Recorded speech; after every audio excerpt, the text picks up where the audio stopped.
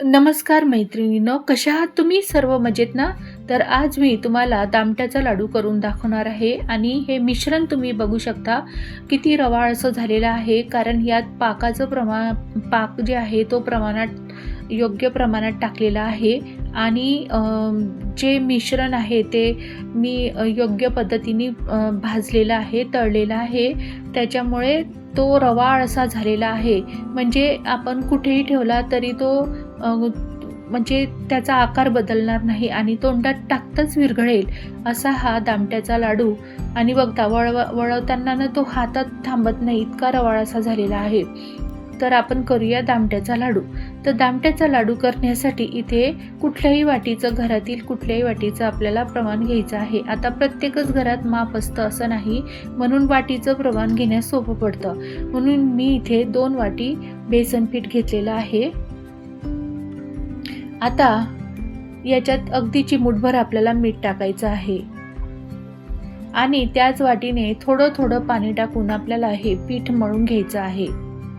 आता पीठ मळताना लक्षात ठेवा, याच्यात एकदमच भरपूर असं पाणी टाकायचं नाही, थोडं थोडं पाणी टाकायचं. आणि हे पीठ मळल्यानंतर जास्त घट्ट नको आणि जास्त मऊ पण नको, अगदी पुरी करताना लाटतो आपण म्हणजे पीठ मळून घेतो त्याप्रमाणे आपल्याला हे पीठ मळून घ्यायचं आहे.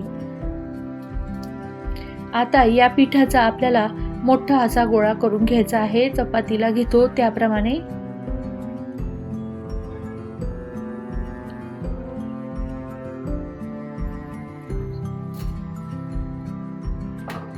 तुम्ही बघू शकता हाताला चिटकत नाही हे पीठ. अशा पद्धतीने हे पीठ मी भिजवलेले आहे.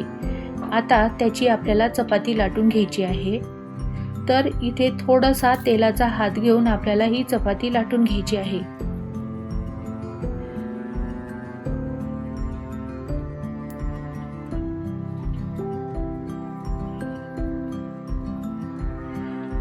पीठ हे पोळपाटाला चिटकत नाही किंवा लाटण्याला चिटकत नाही, याचा अर्थ अशा पद्धतीने आपलं हे पीठ भिजवल्या पाहिजे. नाही तर मऊ झालं ना तर मग ते चिटकतं आणि पुऱ्यासुद्धा मऊ होतात.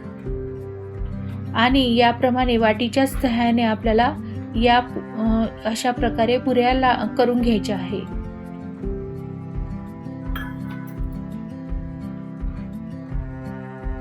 थोडंसं चिटकतं पण काही नाही, अलगद निघतं ते.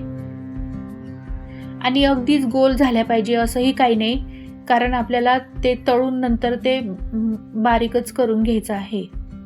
म्हणून पुऱ्या जशा होतील तशा आपल्याला, पण जास्त जाड्या नको, याप्रमाणे आपल्याला पुऱ्या लाटून घ्यायच्या आहे.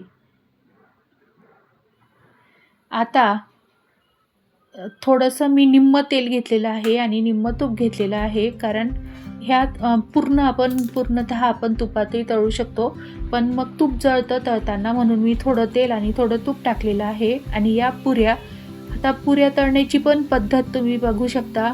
पुऱ्या ना तळताना आहे ना आपण एकदमच 3-4 टाकू शकतो, पण त्या व्यवस्थित कुरकुरीत तशा तळल्या गेल्या पाहिजे. म्हणजे तूप कुठेही कच्च्या राहता कामा नये, किंवा तळताना आहे ना, आता तुम्ही सगळीकडून बघा, व्यवस्थित तळल्या गेल्या पाहिजे.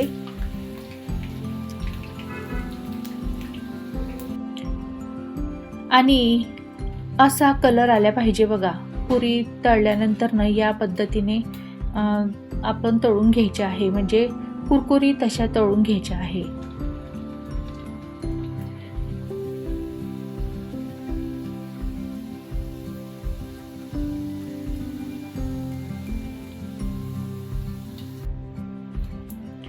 तर गाईस, तुम्ही बघू शकता मी पुऱ्या कशा कुरकुरीत अशा तळून घेतल्या, पापडीसारख्या अगदी.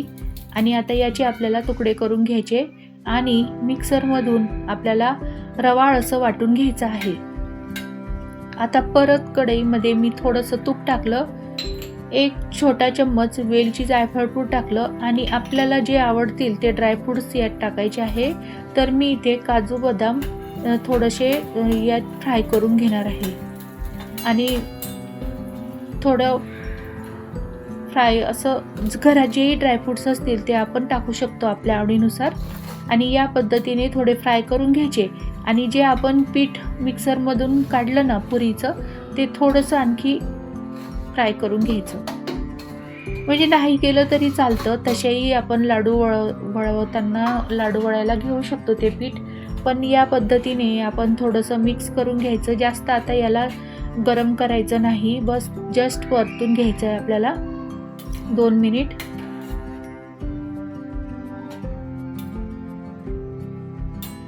आता भांडीसुद्धा आपल्याला जास्त भरवायची नाही, हे पीठ काढून घ्यायचं आणि त्याच कढईमध्ये आपल्याला पाक करून घ्यायचा आहे.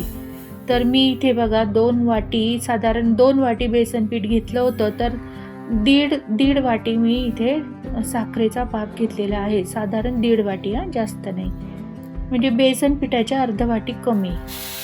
आणि बघा साखर भिजेल इतकंच मी पाणी टाकलेलं आहे, जास्त पाणी टाकायचं नाही बरं का आपल्याला, म्हणजे पाक आपला लगेच तयार होतो. साखर विरघळली की आपला पाक तयार होतो.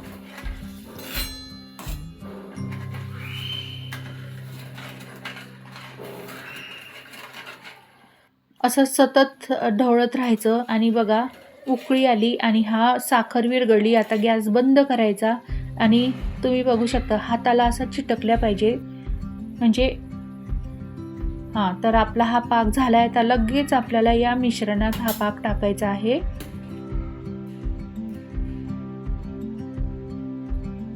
आता पाक टाकताना सुद्धा ना आपल्याला अगदी थोडा थोडा करून टाकायचा आहे, जास्त नाही, पण पूर्णच लागणार आहे बरं का.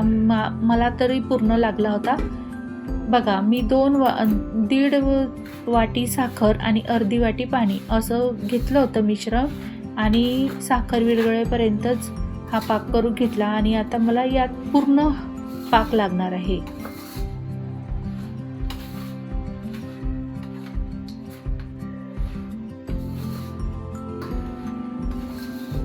तर गरम गरम असतानाच ना आपल्याला हे व्यवस्थित मिक्स करून घ्यायचं आहे, म्हणजे त्याचा लगेच पाक तयार, म्हणजे ते आवळून येतं ना पीठ, म्हणून आपल्याला लगेच मिक्स करून घ्यायचं आहे.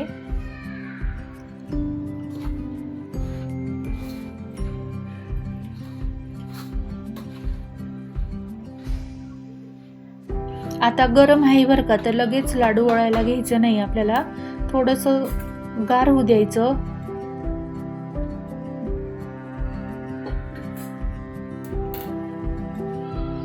थोडा थोडा याच्यासाठी टाकायचा, कारण की ते त्यात म्हणजे ते समजा आता हे व्हायला नको, म्हणजे मिक्स पण व्हायला पाहिजे व्यवस्थित आणि ते मुरायलाही पाहिजे पाकामध्ये, म्हणून थोडा थोडाच करून आपल्याला टाकायचा आहे.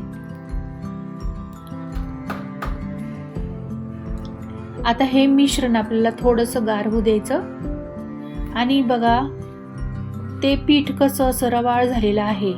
आता हे वळवताना सुद्धा ना आपल्याला लवकरच वळवून घ्यायचे आहे, कारण की त्याचा कडक होतं ते पीठ, त्याच्यामुळे जास्त पण गार होऊ द्यायचं नाही. आणि याच पद्धतीने आपल्याला लाडू वळायचा आहे बरं का, कारण की तो रवा अगदी रवाळच होतो.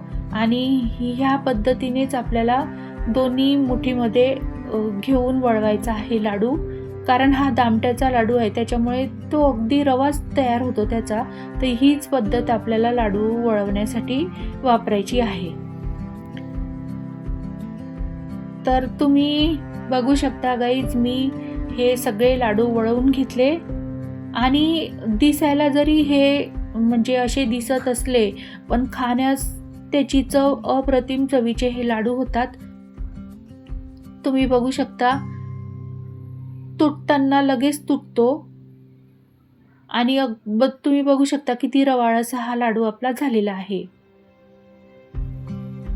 आणि तोंडात टाकताच विरघळेल असे हे आपले लाडू झालेले आहे. तर गाईस, तुम्हाला हा व्हिडिओ कसा वाटला मला कमेंटमध्ये नक्की कळवा. पुन्हा भेटूया आपण अशाच एक नवीन व्हिडिओसह. Thank you for watching this video. Thank you so much.